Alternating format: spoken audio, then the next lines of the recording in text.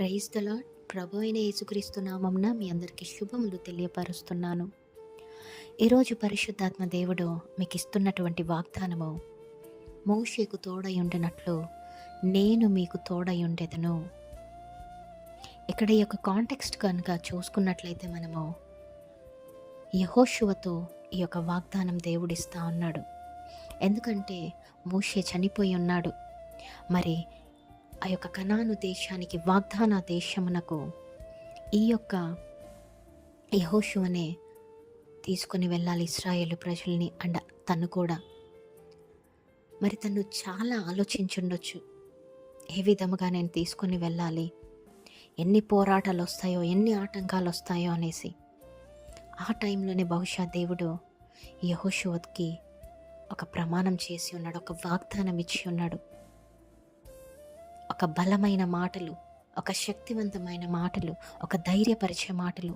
అవేంటంటే, మోషేకు తోడై ఉండినట్లు నేను నీకు తోడై ఉంటాను అని. మరి మోషేకు దేవుడు ఎలా తోడై ఉన్నారో అది మనందరికీ కూడా తెలుసు. మరి దేవుడు తన భక్తులకు మాత్రమే తోడుగా ఉంటాడా అంటే లేదండి. మోషే దేవుని చిత్తానుసారముగా నడిచాడు, యెహోషువ కూడా అలాగే నడిచాడు.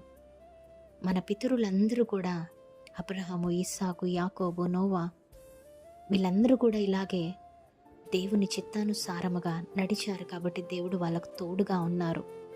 మరి నీవు నేను ఈరోజు దేవుని చిత్తానుసారముగా నడిచినట్లయితే, అది ఏ విషయం కానివ్వండి, ఏ పనిలో కానివ్వండి, మీరు ఇప్పటి వరకు ఫెయిల్యూర్స్ చూస్తూ ఉన్నారేమో, ప్రార్థించండి, ప్రయత్నించండి, దేవుని సహాయము కోరండి.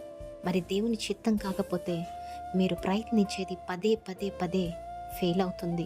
ఒకవేళ దేవుని చిత్తం అయితే కనుక ఖచ్చితంగా మీరు విజయాన్ని చూస్తారు. ఎందుకంటే దేవుని చిత్తానుసారంగా వెళ్ళినప్పుడు ఆ యొక్క పనులు, ఆ యొక్క బిజినెస్, ఆ యొక్క జాబ్, ఏది ఏమైనప్పుడు కూడా విజయాన్ని చూస్తారు, ప్రతిఫలాన్ని పొందుకుంటారు.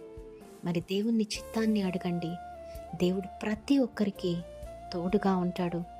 మీ వెన్నంటే మీలోనే ఉంటాడు. ఈ వాగ్దానాన్ని నమ్మండి, విశ్వసించండి, క్లెయిమ్ చేసుకోండి.